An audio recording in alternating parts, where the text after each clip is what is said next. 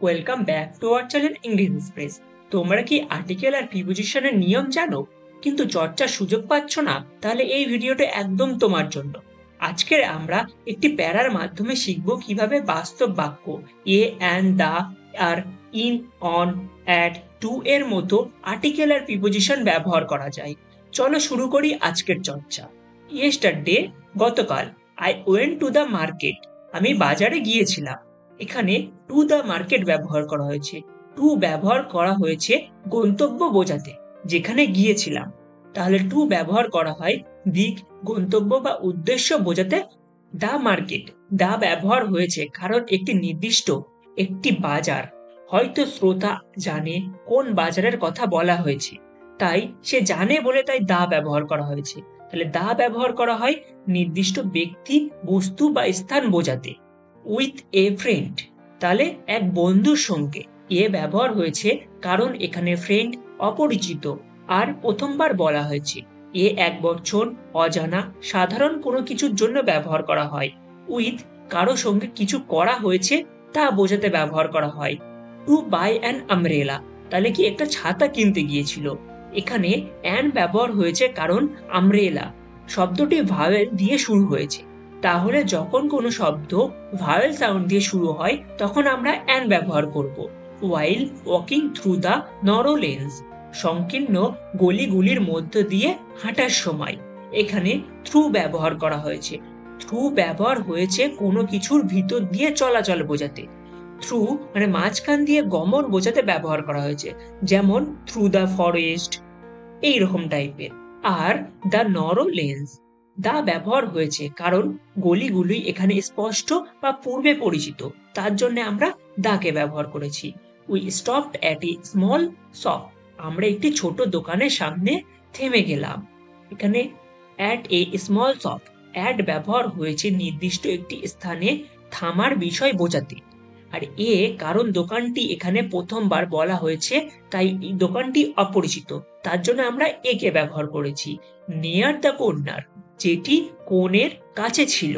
Near এর অর্থ কাছাকাছি।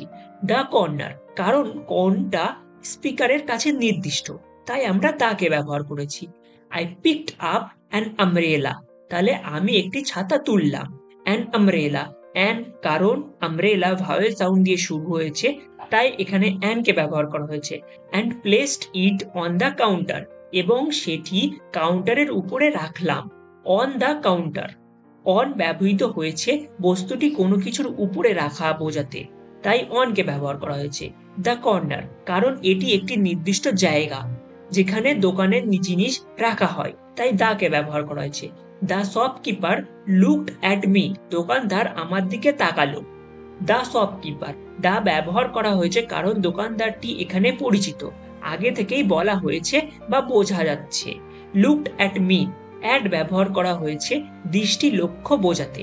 লুকড অ্যাট সামওয়ান, এইরকম টাইপের। And said that the umbrella was for sale at a discount, এবং বলল যে ছাতাটি ছাড়ে বিক্রি হচ্ছে। দ্য আমব্রেলা কারণ এটি সেই ছাতা যা আগেই তোলা হয়েছিল, তাই এটি নির্দিষ্ট, তার জন্য এখানে দা কে ব্যবহার করা হয়েছে। ফর ব্যবহার হয়েছে উদ্দেশ্য বোঝাতে, কার জন্য? বিক্রির উদ্দেশ্যে, তার জন্য আমরা ফর কে ব্যবহার করেছি। অ্যাট এ ডিসকাউন্ট, অ্যাট এখানে মূল্যের হার বা অফার বোঝাতে ব্যবহৃত হয়েছে অ্যাট কে। এ ডিসকাউন্ট, এ ব্যবহার করা হয়েছে কারণ এটি প্রথমবার বলা হচ্ছে, তাই। আই পেড ইন ক্যাশ, আমি নগদ অর্থে মূল্য পরিশোধ করলাম। ইন ক্যাশ, ইন ব্যবহৃত হয়েছে অর্থ প্রদানের মাধ্যম বোঝাতে, মানে নগদ, তাই। যেমন pay in card. And put it into my bag, এবং ছাতাটি ব্যাগের মধ্যে রাখলাম। ইনটু মাই ব্যাগ, ইনটু ব্যবহৃত হয়েছে ভিতরে প্রবেশ বোঝাতে। ইনটু কোনো কিছুর ভিতরে গমন বোঝাতে ব্যবহার করা হয়, মানে কোনো মুভমেন্টের সময়। তো এই ছিল আজকের আমাদের গল্পটি। তো এবার সংক্ষেপে আর্টিকেল আর প্রিপোজিশন সম্পর্কে কিছু দেখে নিই। এ এবং অ্যান অপরিচিত বা প্রথমবার উল্লেখিত বস্তু, ব্যক্তি বোঝাতে ব্যবহৃত হয়। দা ব্যবহার করা হয় নির্দিষ্ট বা পরিচিত কোনো বস্তু, ব্যক্তি বা স্থান বোঝাতে। টু কোনো গন্তব্য, দিক বা উদ্দেশ্য বোঝাতে। উইথ কারো সঙ্গে বা কিছু ব্যবহার করে বোঝাতে ব্যবহার করা হয়। থ্রু কোনো কিছুর মাঝখান দিয়ে যাওয়াকে বোঝায়। অ্যাট নির্দিষ্ট স্থান, সময় বা অবস্থান বোঝাতে ব্যবহার করা হয়। অন কিছুর উপর অবস্থান বোঝাতে। ইন কিছুর ভিতরে অবস্থান বোঝাতে। ইনটু কিছুর ভিতরে গতি সহ প্রবেশ বোঝাতে। ফর উদ্দেশ্য, কোনো কিছুর উপকারে বা কারোর জন্য বোঝাতে। নিয়ার মানে কাছাকাছি বা নিকটবর্তী বোঝাতে। তো তোমরা এই লিস্টটি মুখস্থ করে নাও। এই শব্দগুলোর এই সব ব্যবহার ছাড়াও আরো কিছু ব্যবহার আছে, যেগুলো তোমরা এরকম প্র্যাকটিস করতে করতে আস্তে আস্তে জানতে পেরে যাবে। তো এই ছিল আজকের গ্রামার প্র্যাকটিস সেশন। এই প্যারাগ্রাফ থেকে আমরা শিখলাম কতভাবে আর্টিকেল আর প্রিপোজিশন ব্যবহার করা যায়। তোমার কাজ হলো এইরকম প্যারাগ্রাফ নিজে নিজে বানিয়ে আর প্র্যাকটিস করা। আর প্রতিদিন করলে গ্রামারে ফ্লুয়েন্সি আসবে। ভিডিওটা ভালো লেগে থাকলে একটা লাইক দিও, কমেন্ট করে জানাও তুমি নেক্সট কি বিষয়ে ভিডিও চাও। আর ইংলিশ এক্সপ্রেস চ্যানেলটাকে সাবস্ক্রাইব করে রাখো, কারণ পরের প্র্যাকটিস সেট খুব শীঘ্রই আসছে।